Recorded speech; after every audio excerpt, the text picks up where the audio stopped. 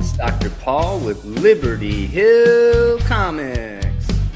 Welcome to episode 77 of the Comic Book Conservators, the greatest live comic book conservation show on YouTube and in the world.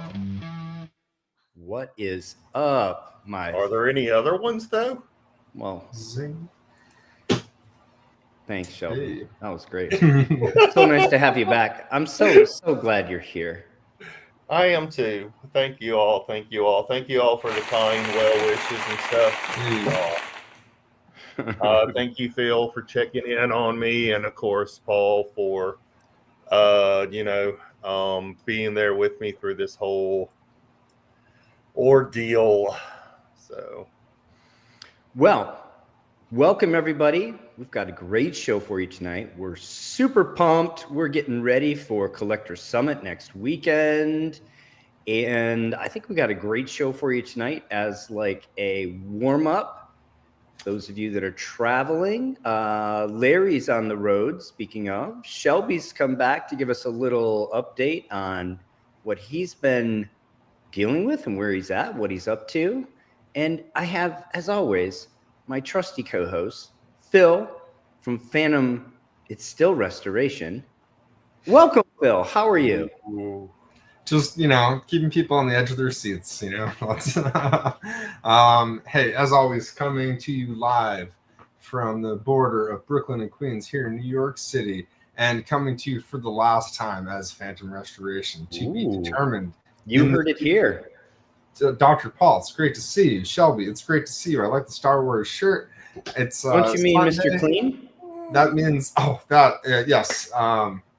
You need to post a photo if that hasn't been posted online. Dr. Paul did the most terrific Mr. Clean costume, really on point. Chef's kiss. All he did was wear a white T-shirt and put white stuff on his eyebrows. That was it. I got some earrings. Come on. It was great. But yeah, as always, I know it's Sunday when I'm doing this podcast, which means it's time to hang out and talk comic conservation with you guys. So happy to be here as always. Welcome. And, you don't get enough applause. Shelby, say hi to the people. Tell them where they can find you. Give them an update. Let them know what's been going on. Yeah, hi people. Well, right now you can only find me on this show because I've not been posting anything in a long time. I actually just noticed this week we're coming up on 1 year of me not posting anything on YouTube, which actually has been sad and pretty nice, to be honest with you. He felt like he was a slave to the tube. Yeah, those of you that actually do comment, that that it takes a lot of time and effort to not just film the content but edit it and do all the other creative stuff that's behind it. And while I have missed being able to do some conservation over the past year, we did publish a book. All I have is this copy. I have a retail copy because you can tell I was in the process of moving. So here's the update. I was in the process of moving because been unemployed, need to sell the house. And the last time y'all saw me, which was around the last week of August, I was actually telling Paul just that night, I said, man, I don't feel good. I feel achy. There's this thing on my lower back that just doesn't seem right. And I just do not feel good. And then the very next day, on Monday, I started getting these massive chills and fever and everything. And then the bump on my back had gotten larger and spread across. And didn't know what it was, knew it wasn't right, but no insurance. And here's Jack. We knew it wasn't right. Oh, Jack. No insurance. Diagnosis. Ow. Thank you, Jack, for biting me. No insurance, so I couldn't go to the doctor. And, called up like my stepmother and the neighbor next door, right? Like their doctors. telling them the symptoms, and they were both like, oh, it's COVID and blah, blah, blah. It'll be gone in a couple of days. And yeah, it was not gone in a couple of days. And by Wednesday, I was worse. I was feeling horrible, and I live by myself with 3 cats. Jack does not know how to use the phone yet. So I had to end up calling an ambulance, and I went to the emergency room. They first diagnosed me with COVID, did a bunch of tests, and I was negative for COVID. And I'd been telling them about this thing on my back, but no one would listen to me. And finally, Thursday morning, I got someone to actually listen to me, and it was a massive infection. And what had been going on is I was going into septic shock. And if you know anything about sepsis, that's not good. You die from it. They immediately called everybody. They've been pumping me of the wrong antibiotics for 2 days. My kidneys was shutting down. I had a massive bladder infection.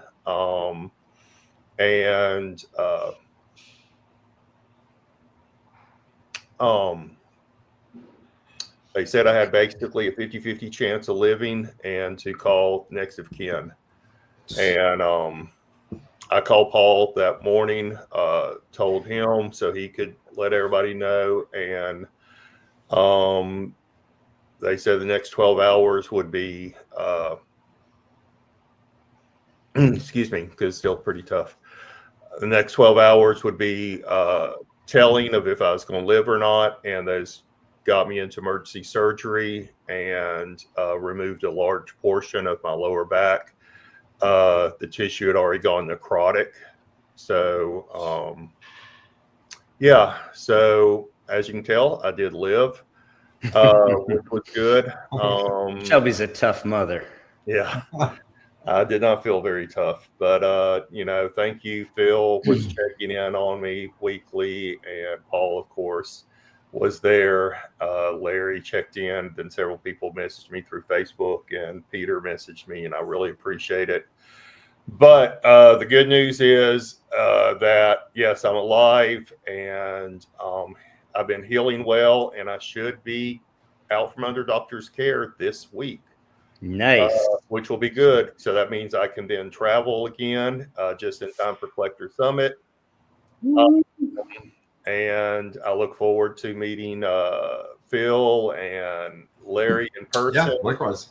So it should be a good time. And yeah, that is my story. I'm sticking to it. All right. Hopefully within the next couple of months. So that put off some of the moving plans for a while because I wasn't allowed to do any moving. I wasn't allowed to sweat in order to, you know, like they didn't want things to get reinfected and stuff. So I've been having to take it easy, but hopefully this coming week. So, yeah. So we're still back in the same situation, just with a lot more doctor bills.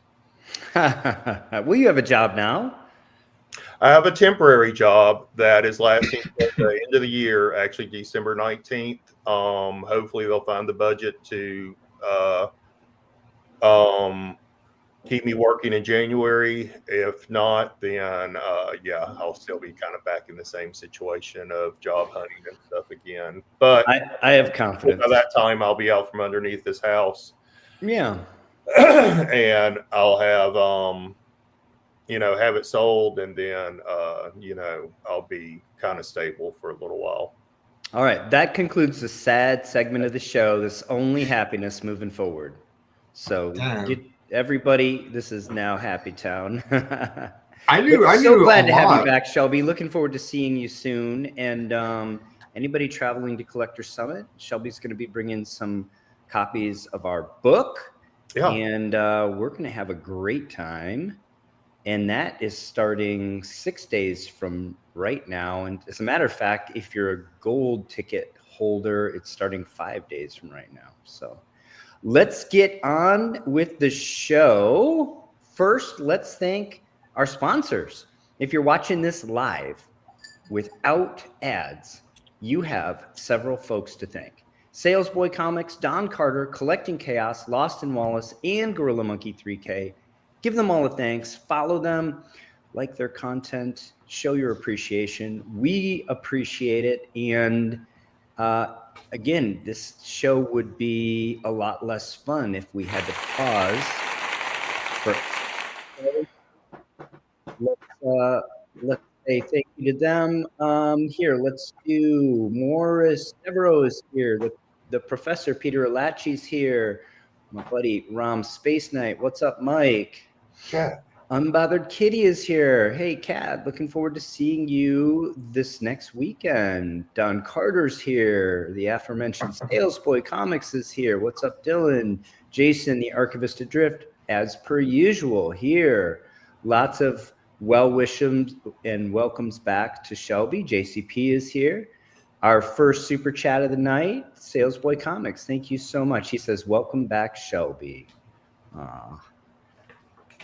Phantom Conservation, 1 vote for that. I don't know if we're doing that, but there it is. Aaron Conyers is here. You Pluck My Last Nerve is here. He says, great to see you. Point, but... I don't like comics says, hey, I miss you. I'm a happy customer of Shelby.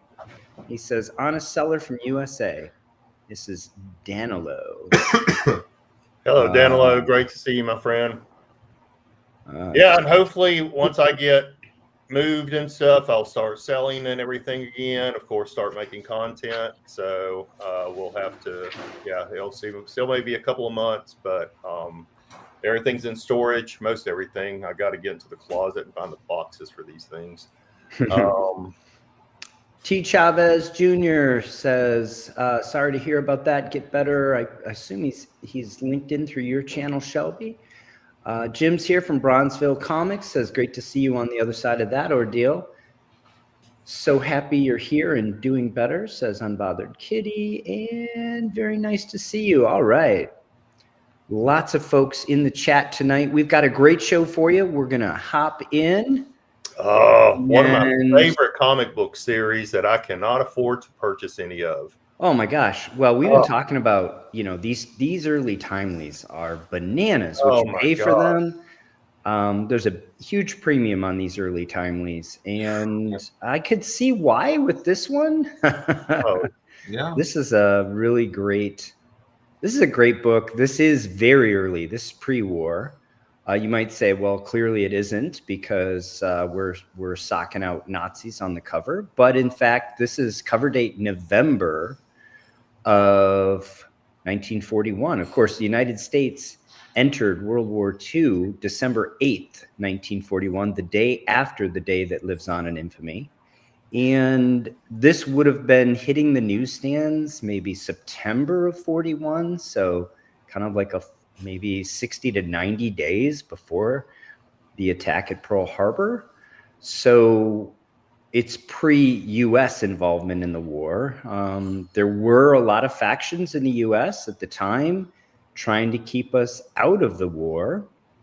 Timely, of course, was run by Jews. And they had a vested interest, maybe more than the WASPy folks in the U.S., and this is why we have Captain America stalking out Hitler on the cover of Cap 1. And this is why, and hats off to them and bravo that they had the chutzpah, maybe that's the best word for it, to be attacking Nazis when the U.S. was vacillating and when generally the U.S. was the general consensus among the citizens was that we ought to stay out of this war. So yeah, it's only been about 10 or 15 years that we've actually started acknowledging the role of the Jewish immigrants or Jewish people in comic. I know about 15 years ago, I sat in on a panel with Howard Chaykin, and the con he was at, they was discussing the role of the Jewish, excuse me, people. I apologize. In comics, and most of these people were from that descent back then. Simon and Schuster, Kirby, Lee, exactly. His so brother. his wife's cousin, Martin, Exactly. who So of you course, had a lot of pro or anti-Nazi or Axis, I should probably say, since it consisted of Germany, Japan, and Italy. But you had a lot of anti-Axis stuff going on in comics for many years, at least a couple of years before we actually entered the war. right? And this, like Paul said, is an excellent example. And we do, of course, want to acknowledge, we are a very happy channel here, and we are respectful and love everybody. And Well, I'm willing to go on record. I don't love Nazis. we don't love Nazis. I don't know if that's controversial. It might be. Probably not, though. But yeah, we definitely acknowledge, and that's what a lot of this channel is I know Paul and I have talked about it, and I know Phil respects it, of course, is the history. And, there wouldn't be a comics history without the creators that, of course, made these amazing comics that we get to look at today. Yeah. Gorilla Monkey 3K, welcome. And Jason, I mean, maybe he was like one of Bruce Lee's cousins, Stan. I don't know. Somebody have to look up the family tree. So Marvel Mystery Comics number 25, as I said, November 41. This is their main anthology series. So this particular issue has stories from Kazar, the Vision, the Human Torch, the Angel, Submariner, of course. This is, as I already mentioned, great Nazi cover. This is by Schomburg. I'm assuming also Jewish descent. One of the interesting things, and CGC denotes it on the title here, there's a text story by Stan Lee. And this is not the first time he contributed a text story to a timely issue, but it's one of the first, if not the first, that he's credited with. So the text stories were not always credited. So those of you that are Stan Lee haters can come in now and talk about how he was a glory hound even in his teens, because of course he went and served in World War II. So he had not yet been deployed when he would have done this. He was just a kid working in his wife's cousin's shop at the time. He was probably a gopher for Kirby, at least some of the time.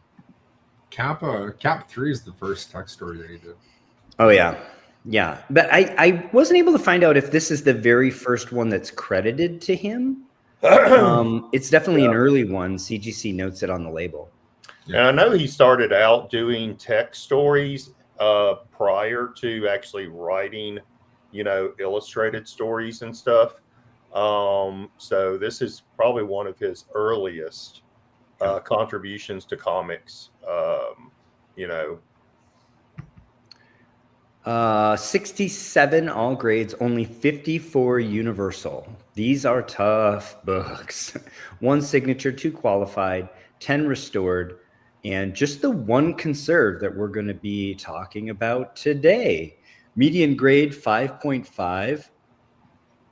In terms of fair market value, very interesting. So there's been a few sales that bookend our book in the last 12 months.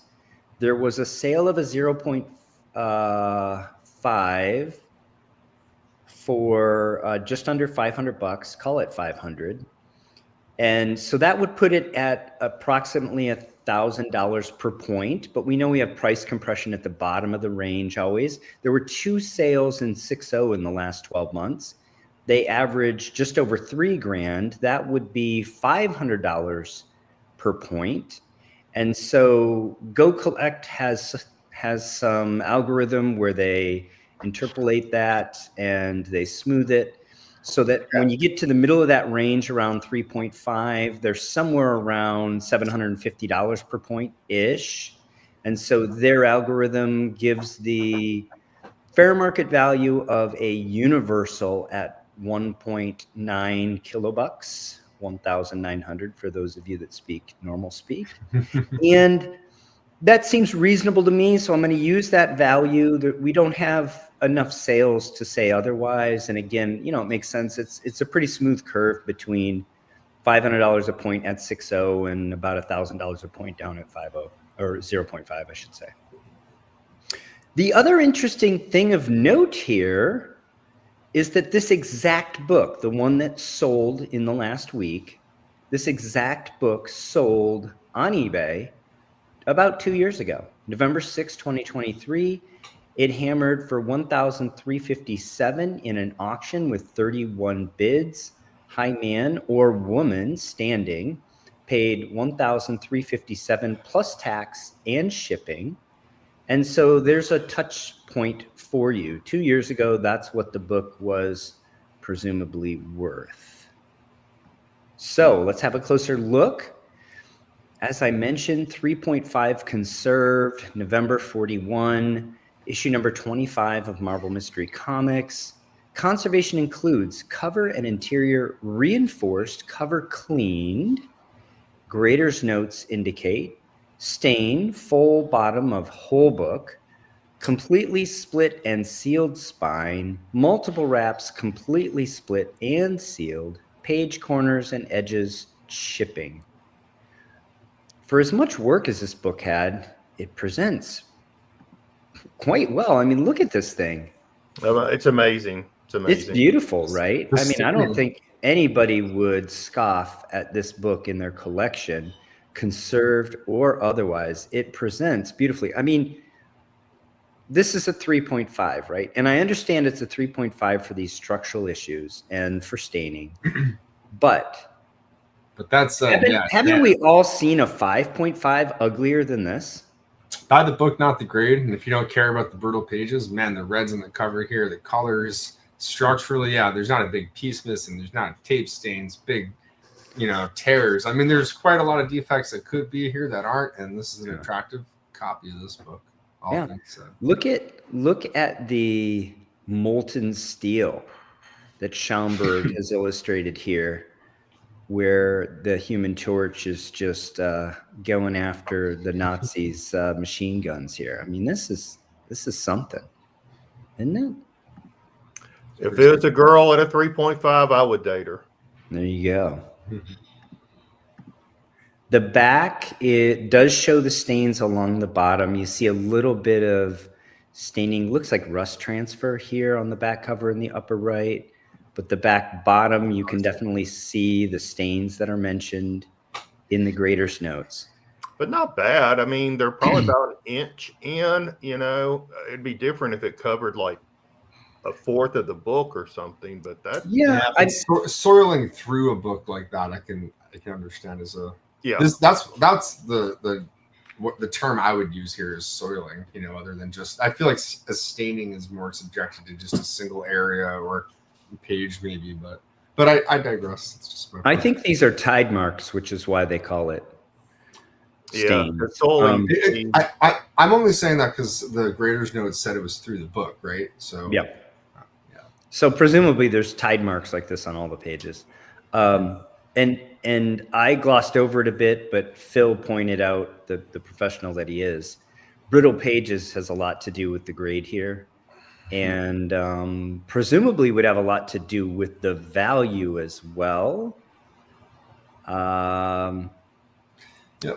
Definitely something to consider when you're buying these books, and all other things being equal, a brittle page book is always going to be worth less, sometimes substantially less than a white page or off-white page book.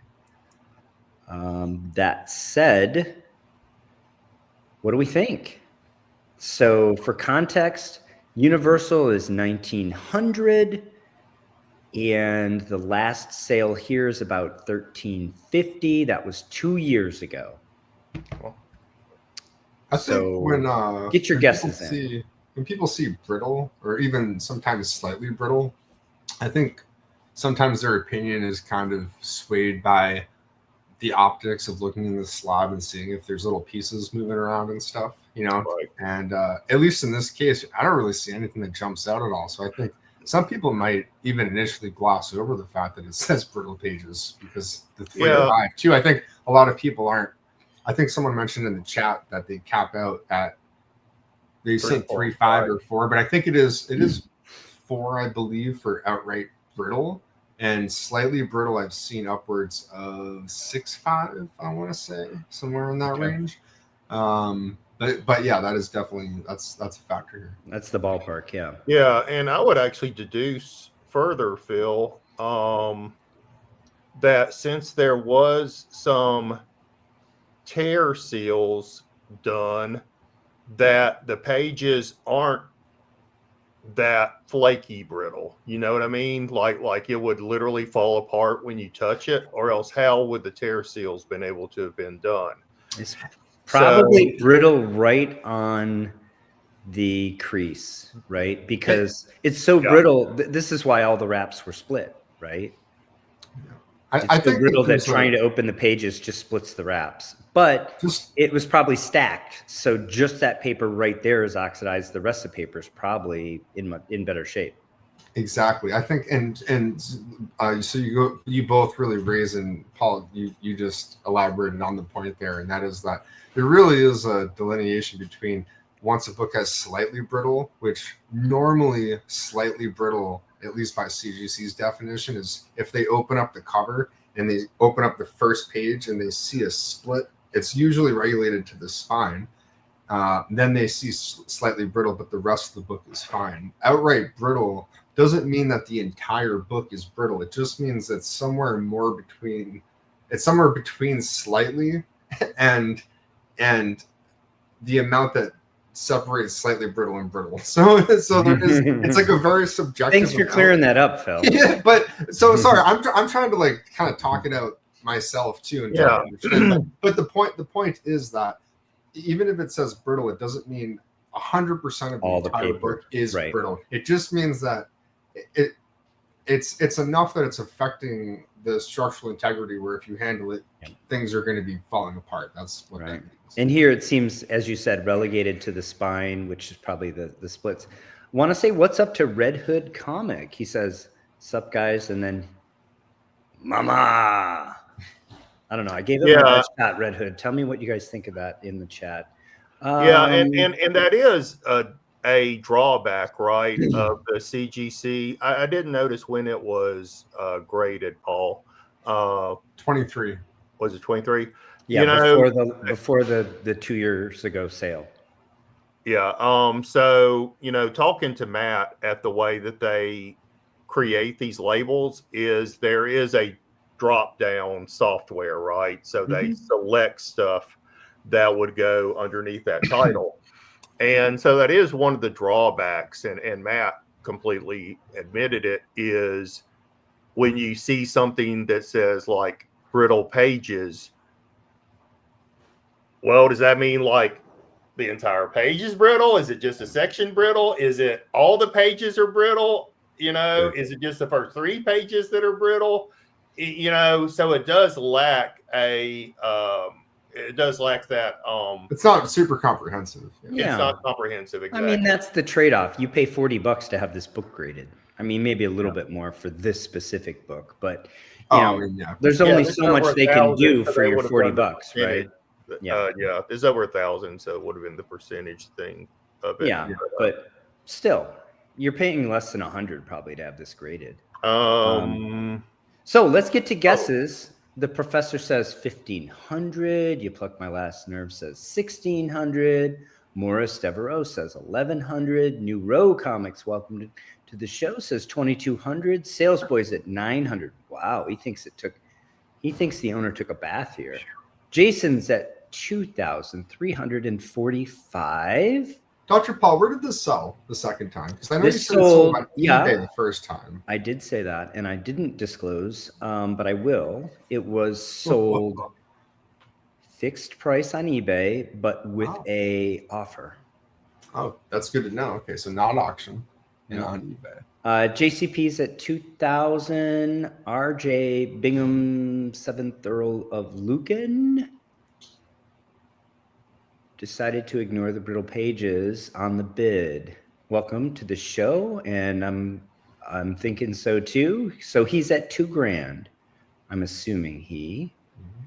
Sorry if I'm wrong. Ben Stewart says 1425. And I'm with Gorilla you. Monkey 3K says 22 honey. Where you guys at? I was literally thinking like 1450, 1425 when Ben put in his comments. I'm gonna piggyback on him and say like Ben Stewart said. And Shelby, just be quick before you say yours. I'm just gonna say one quick thing, and that is, if this book, if you're just looking at it real quick and you see the 3.5 and you see how nice it looks, I would make an educated guess that someone easily could haphazardly look and be like, oh, that's just white pages, because our brains are so used to seeing more than one word for page quality to be like off-white, white, creamed off-white, but just that one word that's the same length as white, if you don't really focus in and see brittle instead of white, you might totally overlook that. I'm just saying it can happen unless you really are looking at the book. And for this book, really anyone should educate themselves enough. This didn't go for $20, so but it's easy to not notice something like that. I was going to say 1500, but Peter beat me to it. So to follow Price is Right's rules, I'm going to say 1499. That's not how that works. Rom Space Night is at 25.25. So let's reveal the winner. Book sold for $2,050, October 17th. As I said, this was listed for $2,500, and this was the best offer that was accepted. I should have known better based on the little line that you said in this episode. Like, I'm trying to leave you guys clues. That said, who's the winner? Who's our winner? The person that bought it. Gorilla Monkey was real close. JCP was actually very close. Somebody right at 2,000. RJ Bingham. RJ did. JCP is also at 2,000. I don't know if we had anybody that snuck between 2,000 and 2050. That would be it. You guys win. So we have JCP and RJ Bingham. You guys win a comic book conservators new prize. Congratulations. We tip our hats to you for guessing. But as you said, the winner here, look at this. The winner may have been the seller, really. Yeah, that's true. Again, Go Collect indicated the estimated value of Universal's $1,900. This sold for $2,050 before shipping and taxes. So it sold for 108% of the estimated fair market value of Universal. Yeah, I think the seller did all right. It was a dealer, so presumably, I don't know if this dealer may have been the one that bought it at auction, or maybe the buyer at auction sold it to this dealer or flipped it. Unclear, but either way, I think this is one we can say everyone's a winner. At the end of the day, it sold for a premium to Universal, presumably at least, since we don't have a recent comp in Universal. And it also presents amazingly. So for what the buyer got, I think they're probably quite happy. We talked about these timelies. I mean, they're bananas money. If for an equivalent DC book, you're going to pay a quarter to a third in grade, maybe even a little less than that. Timelies just have a huge premium on them. I find it such a strong price for a conserved book with brittle pages. So that's what I thought. That's the real kickers. The page I think the presentation helped it a lot. Oh yeah, for sure. Yeah. In today's market, though, too, where I feel like people are saying how the market is not super strong, I think that you can say that if you look at certain books, but if you look at other books too, you can make the case that someone was willing to pay $2,000 for a book with the worst possible page quality any book can have, and it still looked pretty good, but still on that technical aspect, timeliness rule, and someone was like, I don't care about that page quality, give me that book. And it's probably on their shelf and they're enjoying it right now. It's the old school Marvel zombies. Yep. It's the timely zombies that are putting in these bids, man.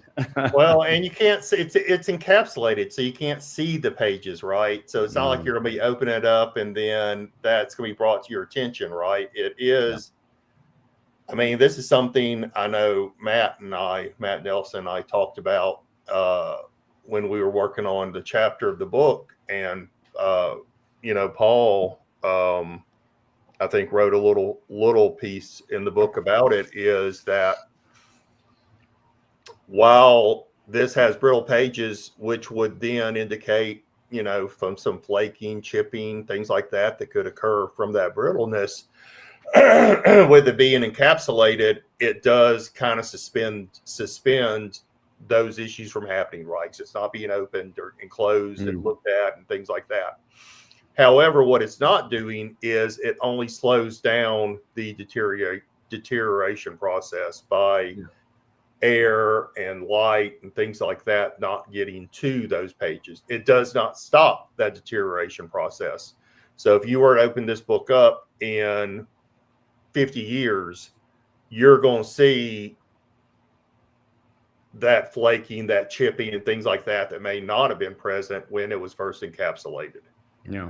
So, well, we don't know. I mean, hopefully the conservator deacidified this while they were mending everything, but I don't know. We need a non-destructive test for that long term. I would have felt that it would have, like Larry has had great experience with, taking a book that was once labeled brittle page, doing a wash and calcium hydroxide, exposure, and then regrading it. It did not show brittle pages anymore. It may have shown slight brittle or tanned or something like that. So I would have thought that if it was done professionally, you would have gotten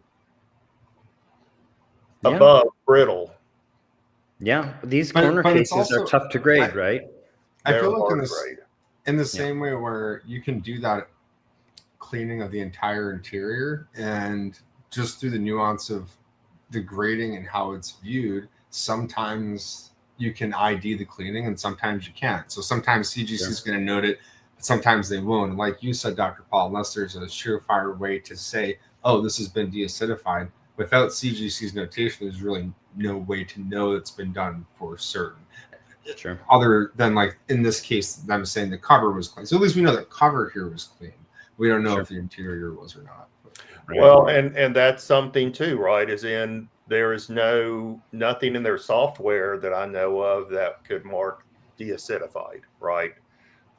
Because they don't have a non-destructive test for it. Yeah, that's exactly right. And I know that's something, again, we have talked with Matt about is, and we've mentioned on this show, is that if the conservator if they would actually look at the notes from the conservator saying, hey, this has been deacidified, then it could be put in.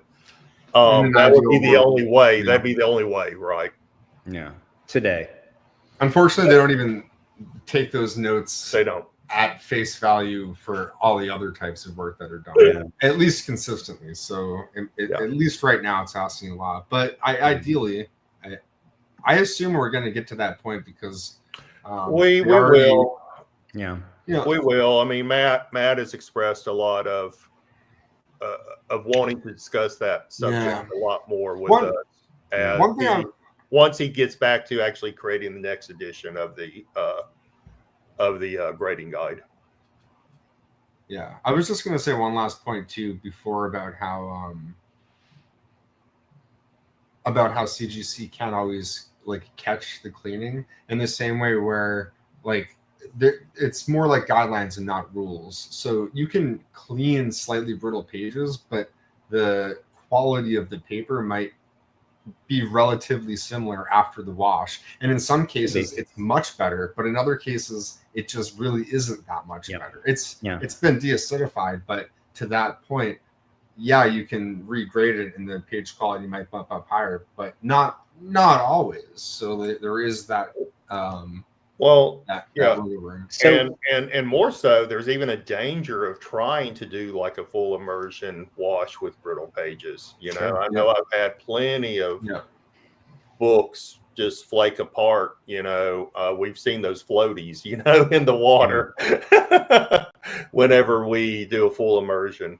Ben, it's by inference. He says, how are brittle pages determined specifically? It's by inference. Ultimately, the only way to know is to literally try to bend it and it cracks instead of, bending, right? And they're not in the business of damaging your books. At least they're not intending to be in that business. So they're looking for clues. They're looking at the history. They're looking at to a certain degree, you can feel the suppleness of the paper. You can feel how stiff it is.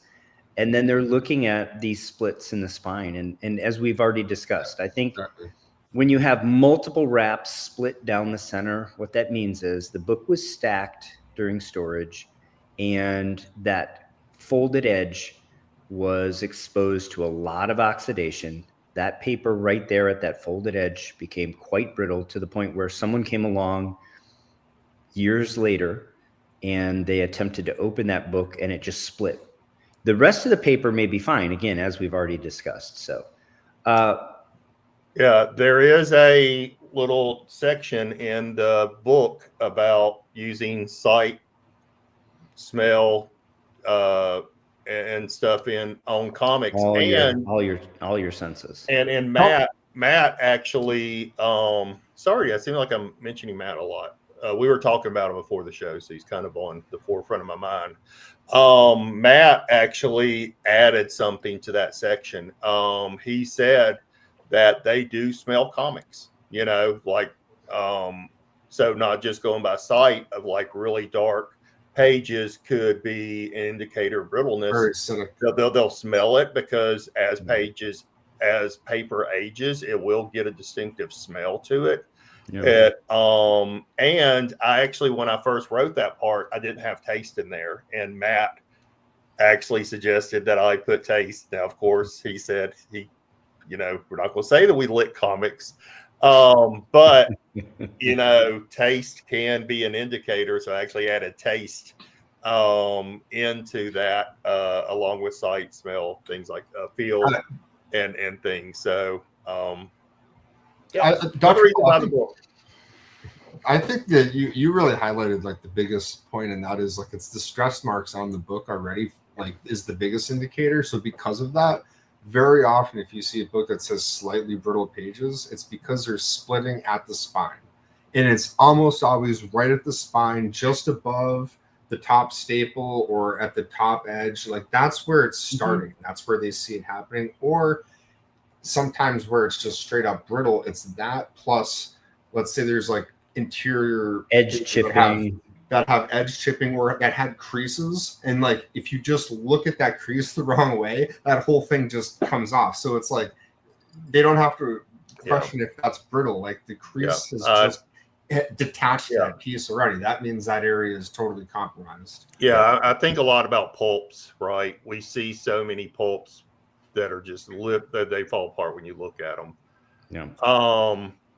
So Knights of Old, I'll actually comment on this. Is I know that's a topic that's difficult for us to discuss, and Paul and I have talked about it a lot in terms of what we mean by preservation. Yes, the book can be preserved, in the Kerber, fullback, and etc., just like it can be preserved within a CGC encasement. And I understand what you're saying is the jostling around within the case itself could cause things to flake off. But even the Gerber doesn't allow full air tightness, which, just getting air in there will continue the same process that has begun to create the brittleness to begin with. And then second, you actually probably get a little bit more flex to the book if you're handling it regularly as compared to a hard CGC case. In both cases, you're probably not handling the book, whether in a Gerber or a CGC case, enough to cause that sliding around and that brittlement to cause flaking off of that brittlement. So just a counter thought to that one. Yeah, I saw that. Look at this. RJ Bingham, 7th Earl of Lucan, says, I studied under Bill Sorrell in the 80s, and his brittle test was opening a book to the centerfold and gently pressing. Of course, those of you that don't know, Matt Nelson also studied under Bill Sorrell, and The Godfather. Phil. Under Phil's a second generation. one of the last people. Yep. He pulled out an early Popeye 4-color and pressed, and the book unzipped into 2 stacks of leaves, and he said, "Yeah, that's brittle." Well, again, CGC is not trying to be in the business of destructive tests, but that's a good one. That's it is. That's 100% good test. Ben Stewart says, by the way, a big part of taste is smell, of course. It is. I'm going to say, if you're enjoying the show, give us a like, sub if you haven't already. Tell somebody about the channel. Come check us out on Facebook, where we have the comic book conservation community. Join the conversation that continues beyond this one. If this hour is not enough comic book conservation content for you, head over there. If you're a boomer and you're still on Facebook. Yeah. And check out a lot of the other people that have shows. They can drop their YouTube links over there in Facebook.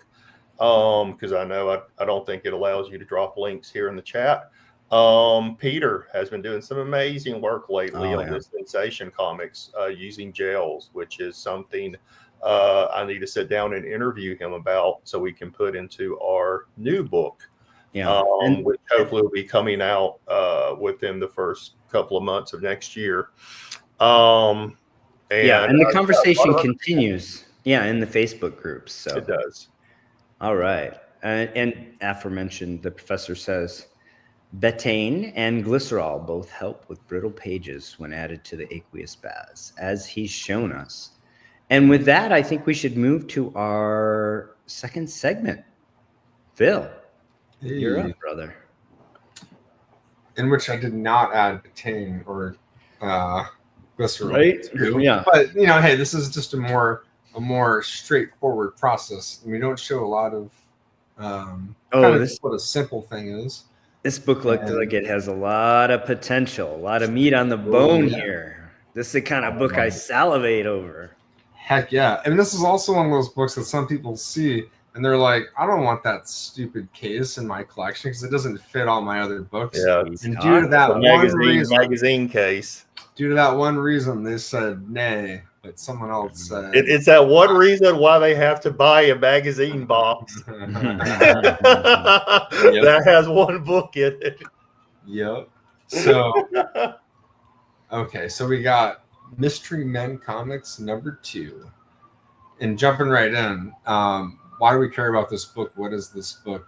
You probably haven't seen this book before, right? So real quick, for those that haven't seen it again, look at that. It's from 39. So a lot of you probably haven't even seen this because a lot of the earlier Golden Age books you'll see are from like 1941 or so and after. So 39, we're talking real early. This is early Published by Fox Features Syndicate in September of 39, which means this was on stands a couple of months before September of 39. So like, figure that out. I mean, next year, this book's going to be turning 87 years old.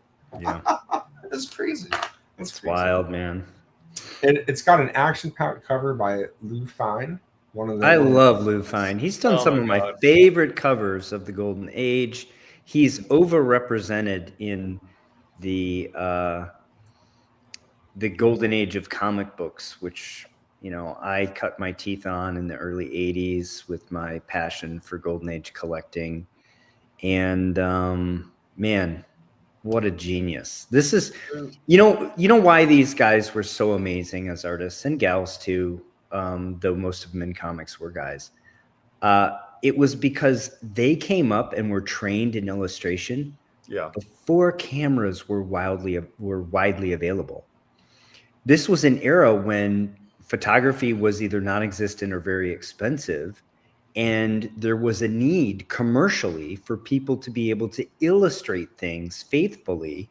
And that's why these comic books from the Golden Age and even the comic strips from the Golden Era are so insanely beautifully illustrated. So yeah, I'll even point out, like in this almost watermark background that Phil has here.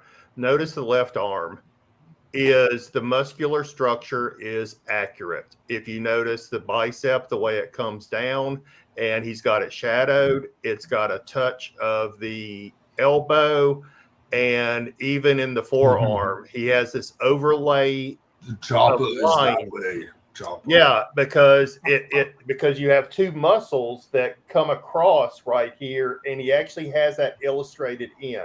He does the same thing on the right arm with the way the musculature lays, and that's not just embellishment, that's a knowledge of anatomy. I mean, and I studied illustration back in the 80s. If you're looking at and part of your repertoire was you had anatomy books.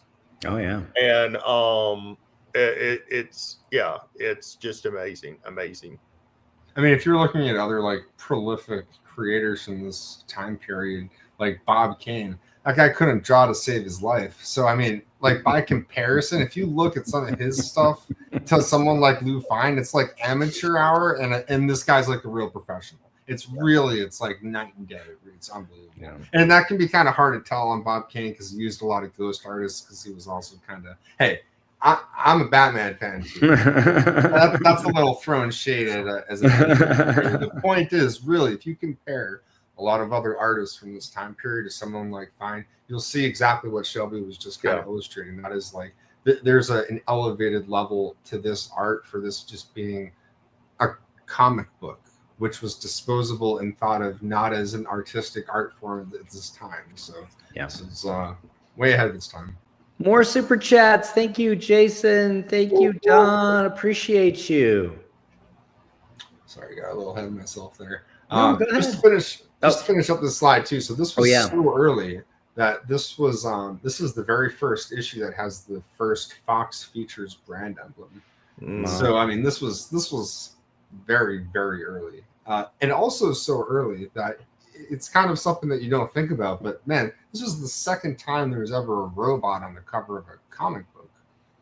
I mean, that's kind of the 1940s hadn't even happened yet. So and to date this is getting to be almost 90 years old. It's an unbelievable thing. And to that point, look at that, a total of 38 created copies. Imagine the print run of this book when it came out. There's 38 total. Bananas. In any condition, any label, 38. And we definitely embrace these into the superhero genre, I would say, but you can definitely tell the pulp influence of, the science fiction, the spaceman with the, flying apparatus and stuff. So it's not really superhero, but we definitely embrace it as that, but it's got this very strong pulp influence versus, say, a Superman influence.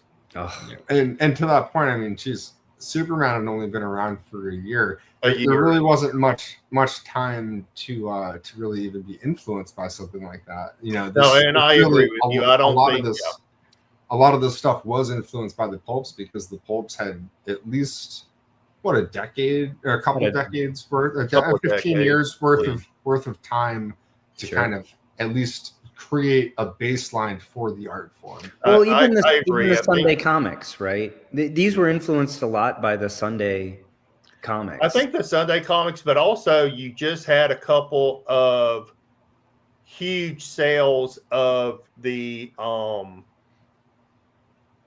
more fun comics and comics on parade and things like that, right? Like a publisher had put together this amalgamation of Sunday comic strips and put it on the newsstand, and it sold, right? Sure. And it sold millions of copies. And then I may be exaggerating there, but it sold several 100,000.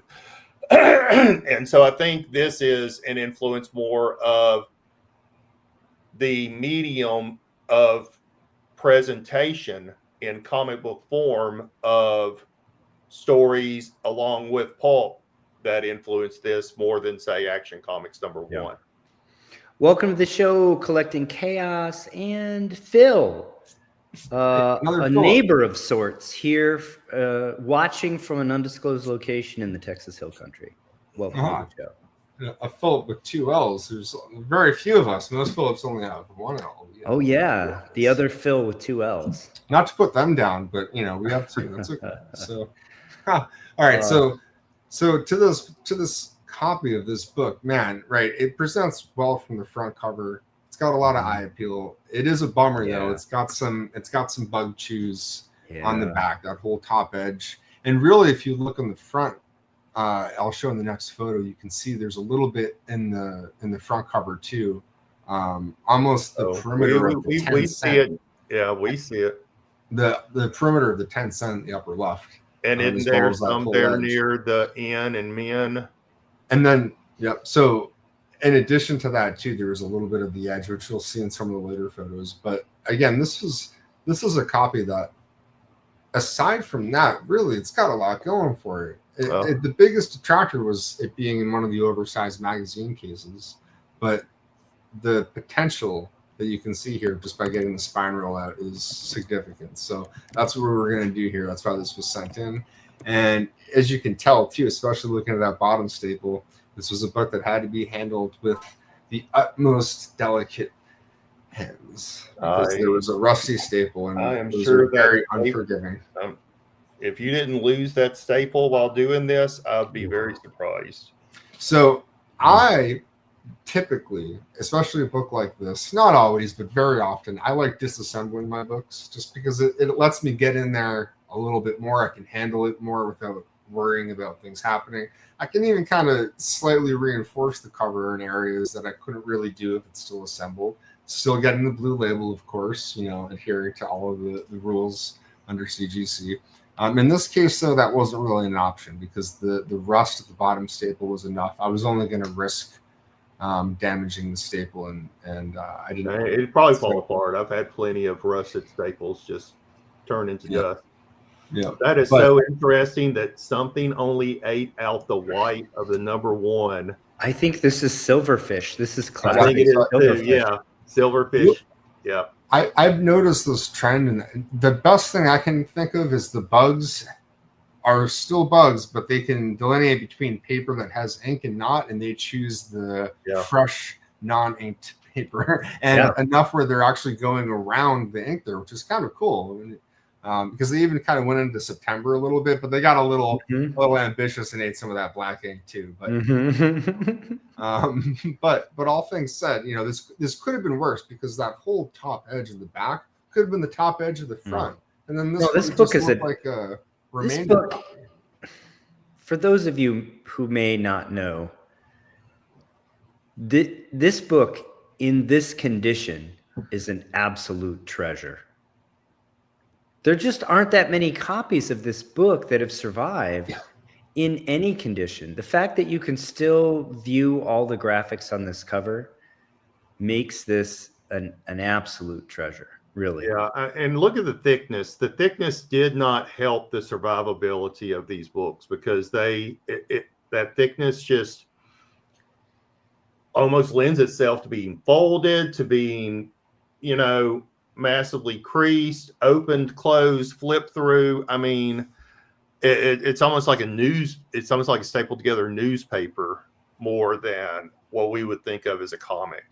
Sure. The biggest thing you'll see with these Golden Age books with 16 pages is the centerfold oftentimes will be loose or popped out because even though they use staples that were a little bit bigger, it still is holding together twice as many pages as the books right after this. So I mean, it's again, these were made to be read and thrown away. No one almost 90 years ago when this was published thought that a couple of guys would be looking at this beater copy of this book in earnest and looking at how we can improve it. That would be a ridiculous proposition on their end. So this book had some other issues too. Obviously the spine roll. It had some other folds and creases that were just begging to just kind of fall apart unless they were attended to quickly. Mm-hmm. So, and then thank you, Phil, for such detailed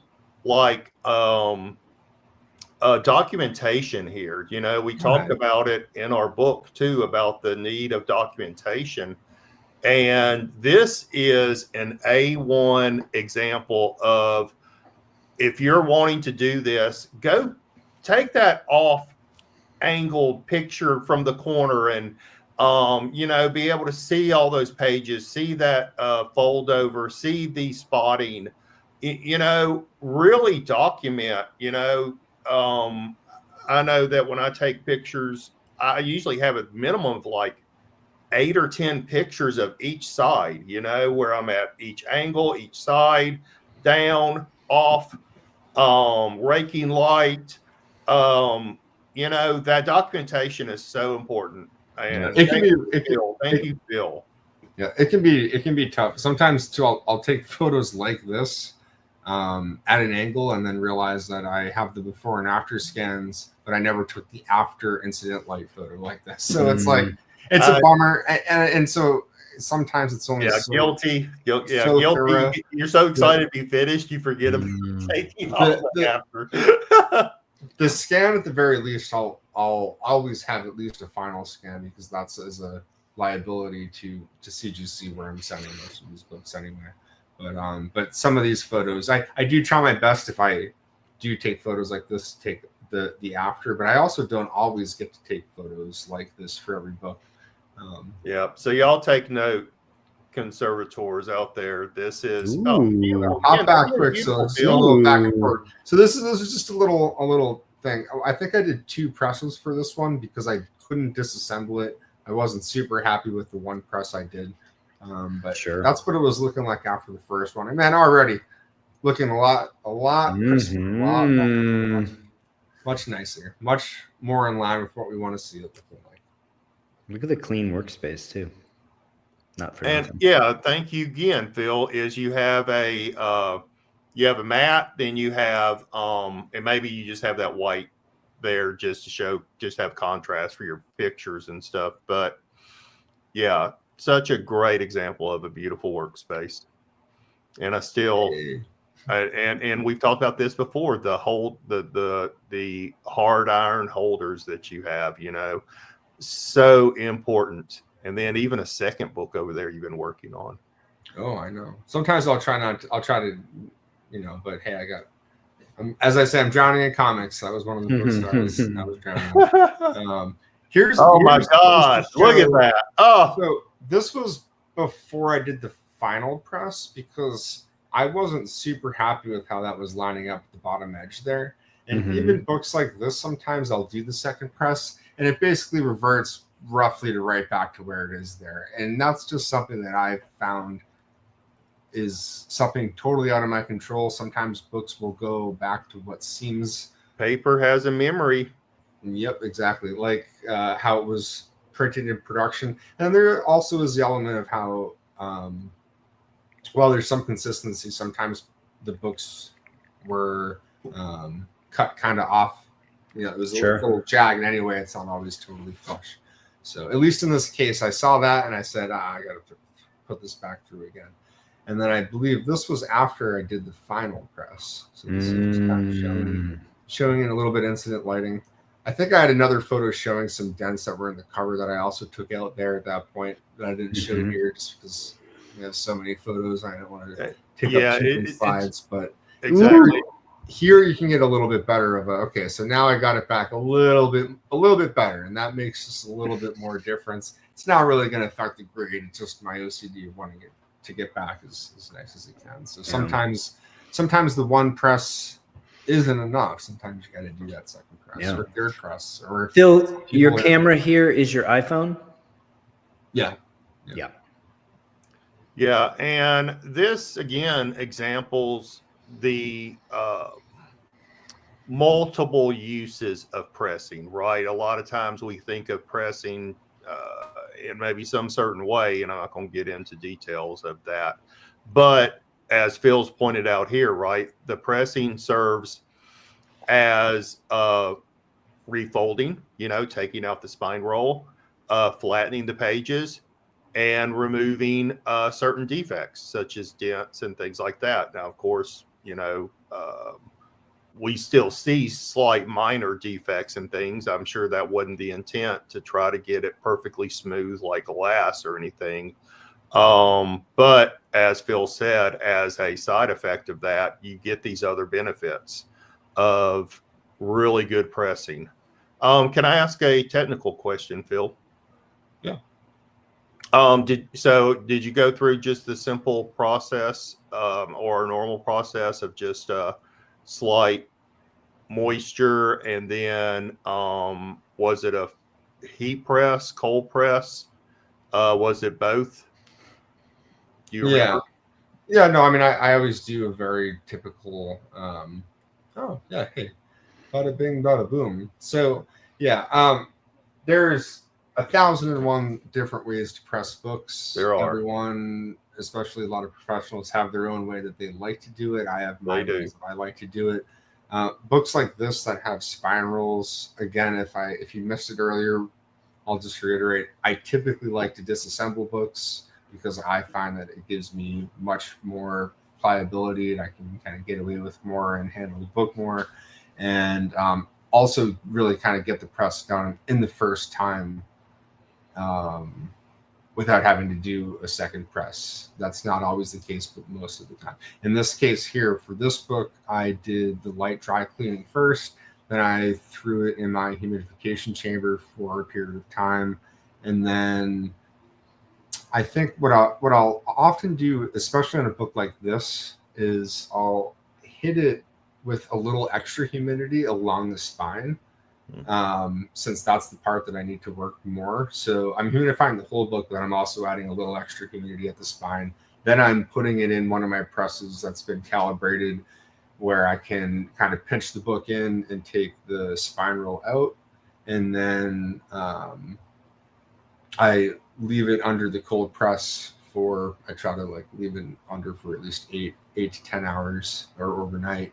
And then I'll pull it out. And then that's when you saw the first set of pictures there.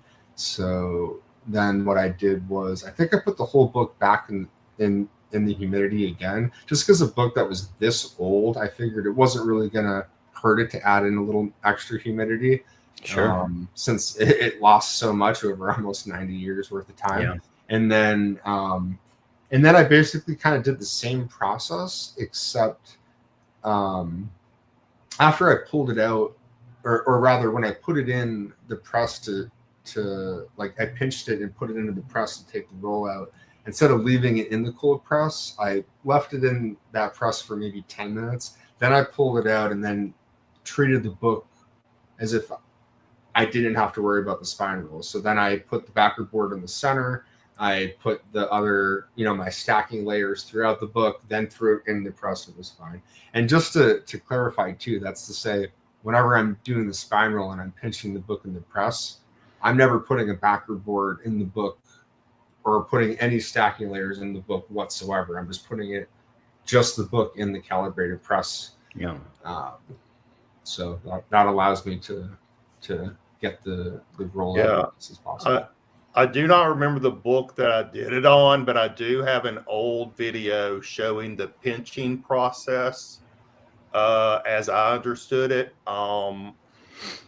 where I refolded the bent spine and then I literally pinched it where I took some clippies and cardboard to kind of hold the edge together. So that way I could, when I closed the press, it was pinching it along that original seam, so to speak. Yeah. So I'm assuming that's what you meant whenever you say pinching. If people aren't familiar with that term, I'm just using my fingers and you're using fingers. Like I said, not necessarily. Without getting too technical, I'm basically like getting it in the position I need to, and then swiveling it off my desk. But so like the area that I'm pinching is off the desk and the rest of the book is on, and then I'm pulling it from my desk while it's pinched. That's right. Yes. Carefully placing it in the press and putting it in the press. That's so it is you got to be really careful between the motion of when you have the book pinched in your fingers and also putting it in the press. And it's also right. That's why for people that haven't done this and you're trying to visualize it, or you've seen people on YouTube do it and stuff, do it on $1 beater books first, because it's so easy. I've been doing this for years, and sometimes I'll pinch it and I'm about to put in the press, and I'm just worried that I've pinched it in a way where it's not uniformly falling back into its original orientation, and I'm creating a slightly off degree crease in the spine, and I'll stop and I'll say it's better for me to go back to my desk and recalibrate the pinch to make sure that I'm confident. And I'll see it and I'll be like, the pinch, I had it right the first time, but I'm glad I tried it again, because if you do it wrong and you pull it out, those are cases where you'll see, and it's in the CGC and Matt Nelson's book and the grading glossary, books that have what's the term? It's not a spine roll. It's almost like it's when someone purposefully rolls the spine in the opposite direction from what its orientation is to try to hide defects. And that's one of those things where you can do that in those instances by accident. You can accidentally pinch it too great, and you're putting the spine in an area that it actually never was. So, Phil, a lot of other questions, but to be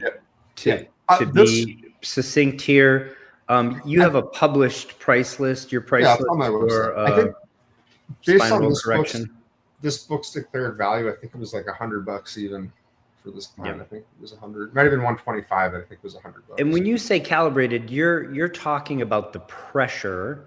No. You have your press set up so that you know how much pressure, because you don't have it buffered, you don't have a centerfold backer board, and you're holding it, right?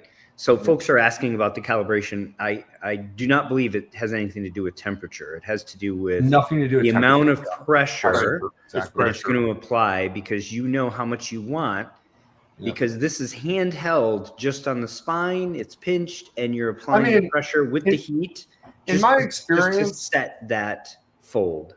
In my experience, it's really hard to crush a spine when you put the backer board in the book, because I don't think the machine can even get enough pressure to really mess with crushing it.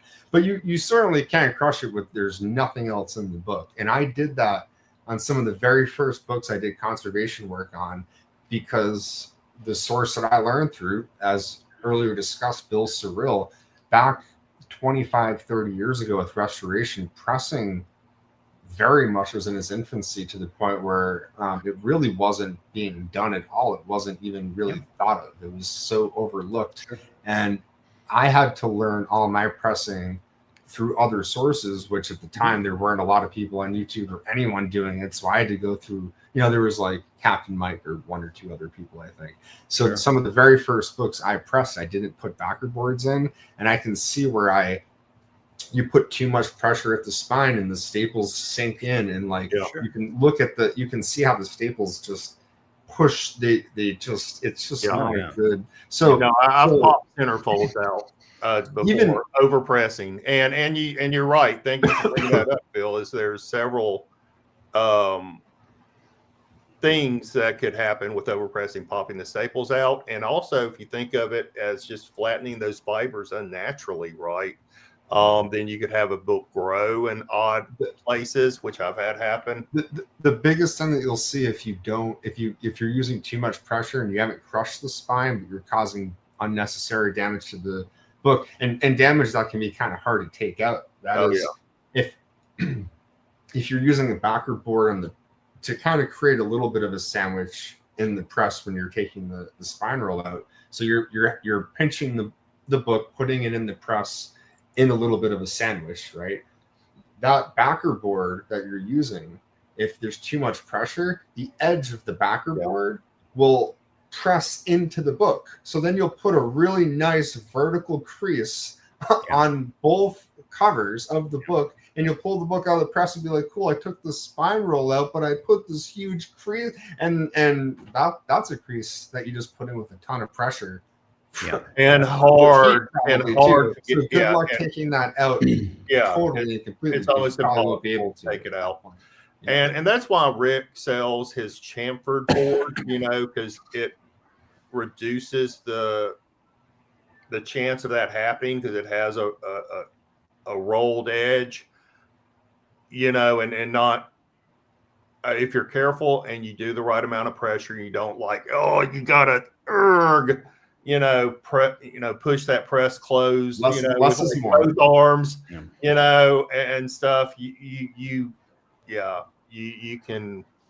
Ben, Phil does not use tack iron when he's correcting spine roll. I do. You may be remembering my preferred way is to actually use the tack iron to reestablish the correct roll, and then I do a press with a full buffer. But that's not Phil's preferred method. I've done that. I actually, talking to you about those, Dr. Paul, I've done that in instances where the spine roll isn't.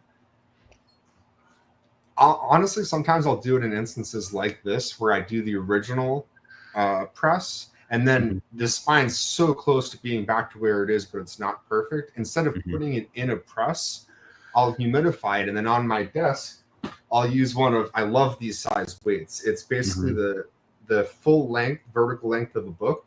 I'll put this to mimic the pinch, and then I'll put one of the other ones I have, and I stack them next to each other, so that way just the spine is exposed, and then I'll use my tacking iron on that, and then with the added humidity, the tacking iron really can be just as efficient as the press, and then I can quickly throw it into the press after I let it sit. Because it'll hold that. Yeah. Exactly. I mean, it will revert if you're just done. You just got to do it quickly. But if you keep it, it'll hold it and you press it. So those of you that have watched me, I essentially do the pinch with the left hand with a center backer board, and I tack iron it both sides until it will hold, and then I throw it in the press immediately.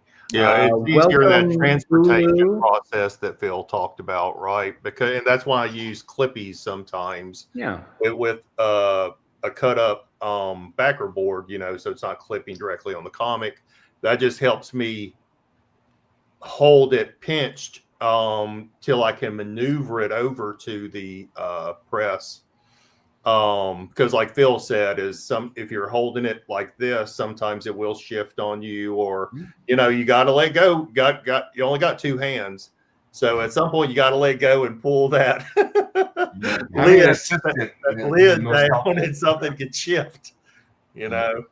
Yeah. Welcome, Bulu, and welcome, Mr. Collector 123, and anybody's guess. Welcome to the show. In this case, for this book, I think I did this more for insurance, because not to talk ill about CGC, but I just want to make sure that the people over there handling a book like this after I do this aren't going to like pop the cover when I didn't pop the cover, but when the staples I know are delicate, and someone that just quickly handles a book may accidentally handle a book a little too brazen than they should otherwise. So I took some photos here just to show. From here you can see the staples, and I have another one from the splash page, which I'll show here in a second too, so you can see the staples. And I mean, look at that. So I can understand the hesitation that people might have when you saw what this looked like before that staple is now at the spine. I mean, you can see rust migration. That's some scary crap. When you look at that, you're like, I don't want to press this and pop the staple. Just know that, think about where the pressure is going on the spine when you do spine roll reversals. I personally, I'm not trying to like, I can't ever remember popping the staple ever. Yeah. And that's just because I'm very careful with what I do, but I always act as if it can happen. And I always get scared, even in an instance like this, that it can. But if you do the process correctly and safely, you'll never have an issue. And in this instance, you can see that, it's all safe and tidy where it should be. Beautiful. Yeah, patient for sure. Which is, I mean, as beautiful as a rusty staple can be. Yeah, right. And here, so you can see a little bit more of the chew that goes through the interior too on that right edge. But man, it's kind of a cool early 1930s first page for this issue. Ooh. Beautiful. And I think, so there is going to be a reveal. So the book, I'm not going to go all the way back through, but it was a 1.5, right? In the magazine holder. So 1.5 universal. Resubbed after I worked on it. This is the before and after front cover. You can see. Look at that. I just it weren't. I see that spine, and I'm like, man, I don't even see any of the defects. As far as I can tell, this book feels like a 9.8, and I'm happy how it looks. And it looks beautiful. Mwah. I want to just give myself a pat on the back because I didn't do anything that the book didn't allow me to do. But it's so nice seeing it reset back to where it was originally set all those years ago. There's a reason they call it the golden age. Really quick, Knights of Old, the reason why he didn't replace the staples, what Phil said was the fragileness. Well, he's going for universal. The reason the staples aren't replaced is... And then, second is universal. Yeah. I mean, if something happens when I disassemble a book, I can always replace with period staples. That's fine. But in this instance, I've replaced... Let me take a step back. I've disassembled books like this to do the work when I don't see rust migration into the paper, and I just see a little bit of surface rust in the staple.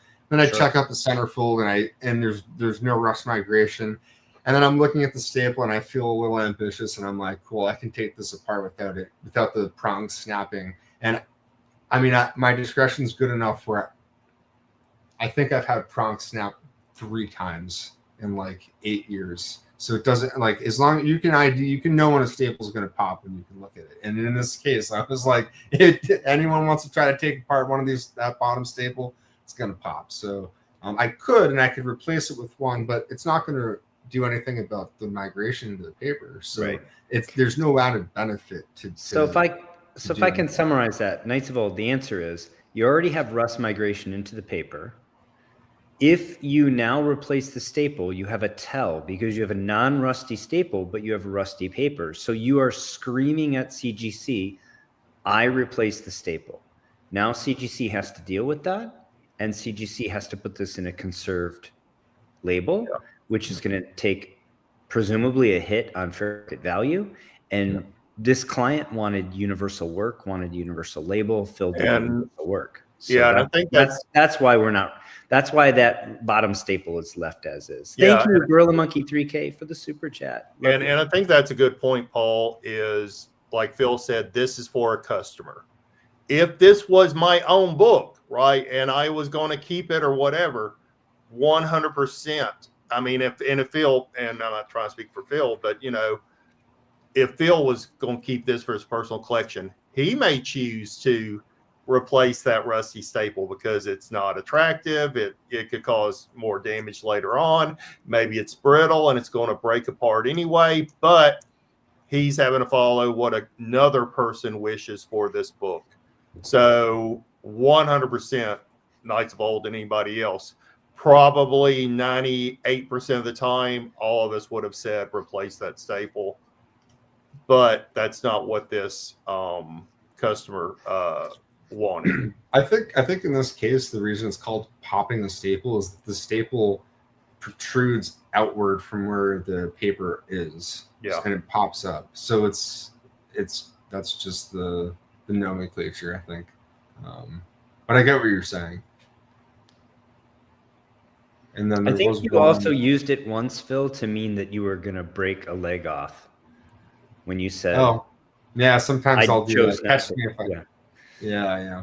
That's a Philism, or Bushism, if you want to go back a couple 20 years. Womp womp. And then, so how would you deal with the rusted staples if conserved? Okay, so if this book were to be conserved, I think the proper thing to do is excise the cancerous paper that has rust migration, basically view it like that, and then you'd have to leaf cast that supporting paper, and then you could look at the staple and determine if the rust has compromised the integrity or not. And really, as far as I can tell, that would just mean you can basically kind of give it a light scratching and removing the rust. And then as long as the prongs open enough to take the staple out of the book and then put it back in, then you're good. It's not gonna get wet again. It shouldn't really cause any more issues going forward, and then it's gonna stay closed. That's your best bet. Yep. Agreed. Concur.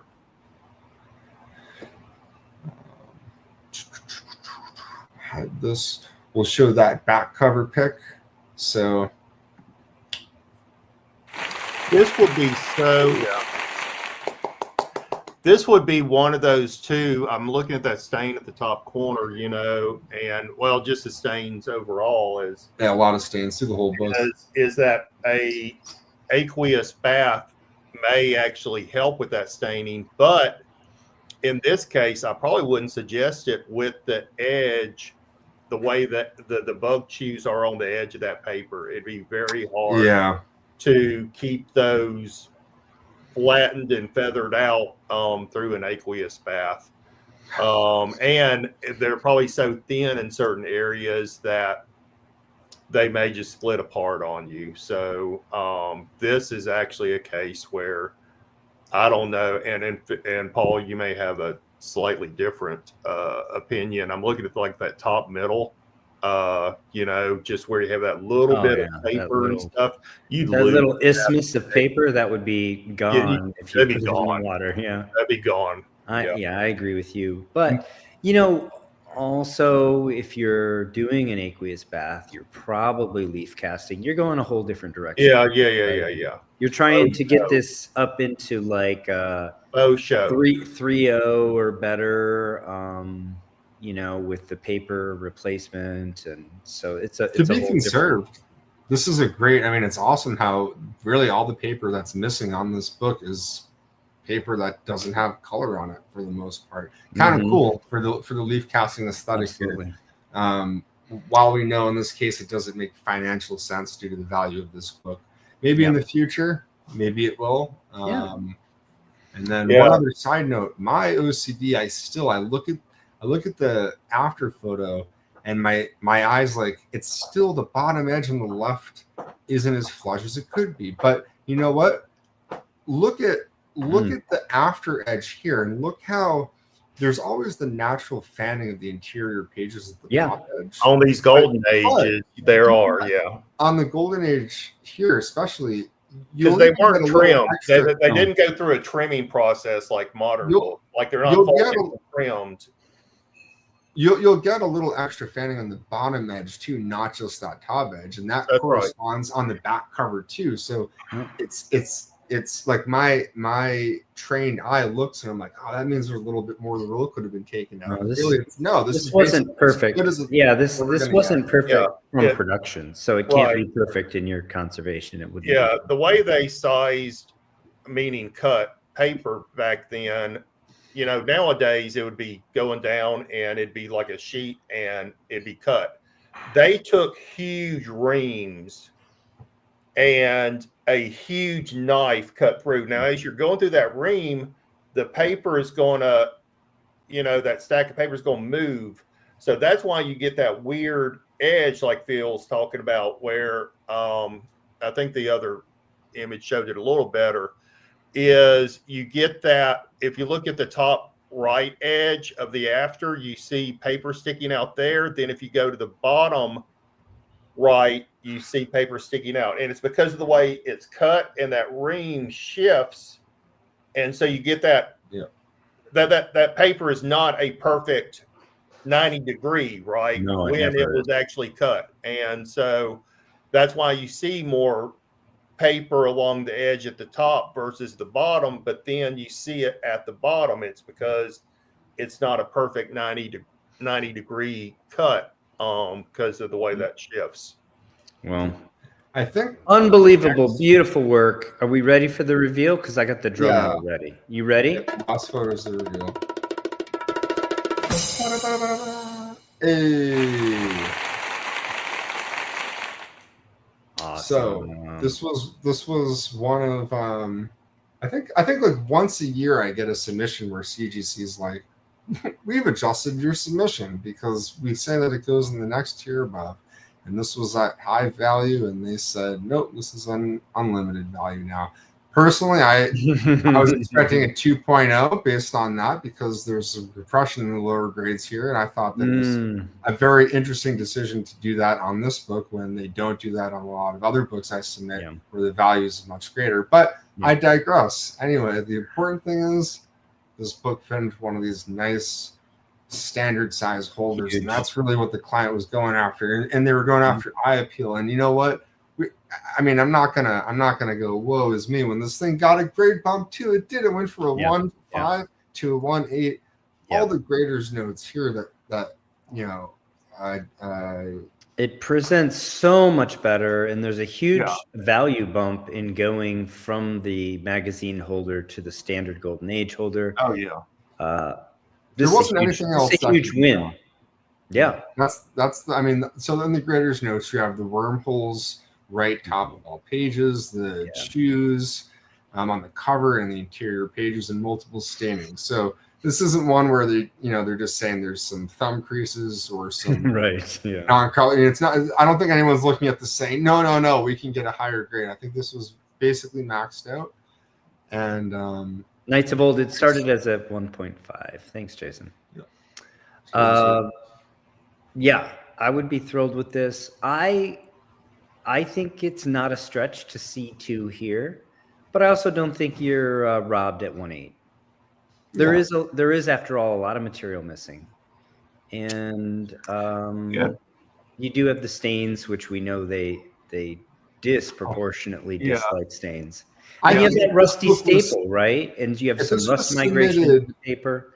3 years ago or before they changed their stance on stainings, I think this would have hit it too. But I can totally see that. Yeah. And lower grade books are always harder to grade than high grade books. And if you want to take it mathematically and say, okay, a spine roll was worth 0.4. Right. So basically you just remove the spine roll, but we know there's a lot more that was done, right? We know that there was some flattening. We know there was some cleaning. There was some dents removed. I'm surprised it got white pages.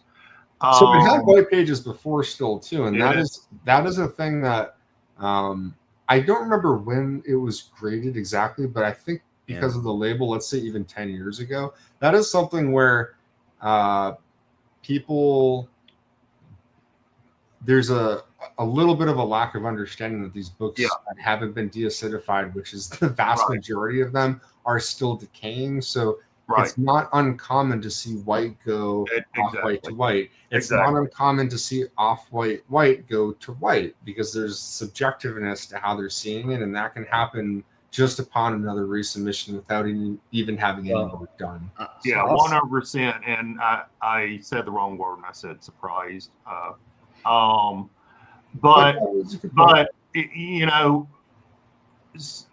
so it's not accurate to think of like, okay, removing a spine roll is 0.4 because there's so much more done. But it's so difficult to grade lower grade books, so I agree with Paul. I could see a 2, but I don't think you're ripped off at a 1.8. No.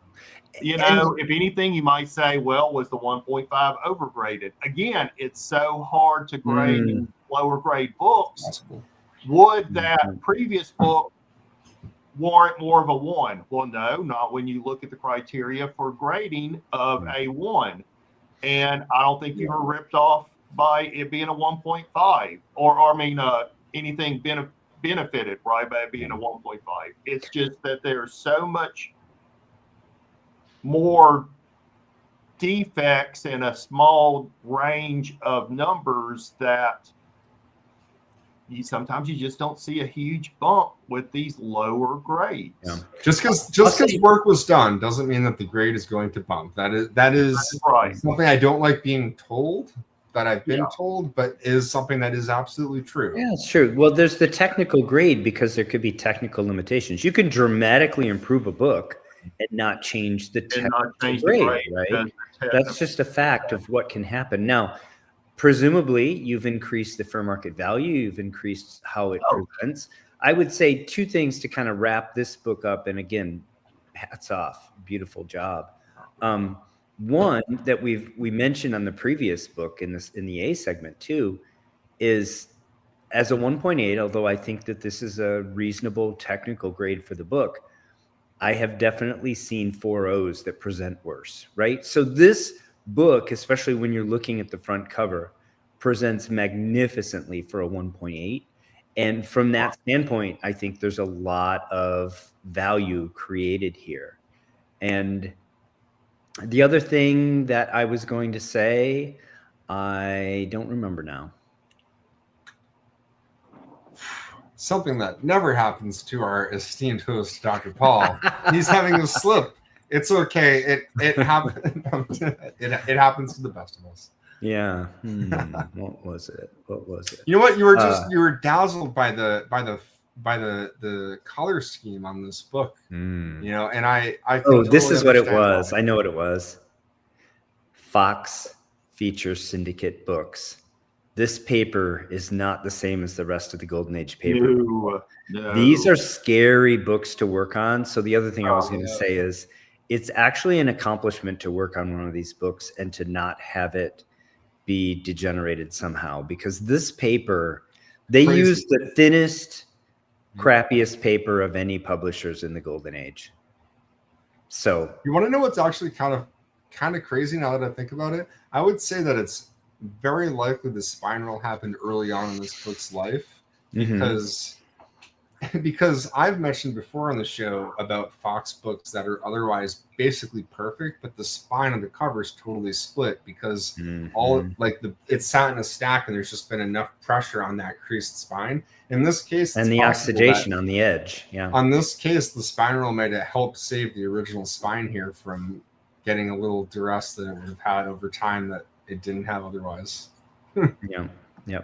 JCP, yes, the micro chamber paper is buffered and has been demonstrated to deacidify paper over time. So, and one more kudo. Phil's work is bold and strong. Yeah. And I appreciate Phil's patience, because I know that's something I lack with my own conservation a lot of times. And I love calling it out because I know that, you know, shucks. This took a long. This was a long process to get that book to where it was. I'm sure, you know, your $100 fee did not cover the hours that you put into this. Collecting Chaos. I think people often get confused between condition and grade. A book in nice condition can still be considered low grade. Absolutely. And thank you so much for the super chat. Thanks, everybody. We had so many chatters tonight. Good lively discussion. Appreciate you. Before we get out of here, let's go back and thank this show's sponsors once again. They were, it's so far back. I got to scroll.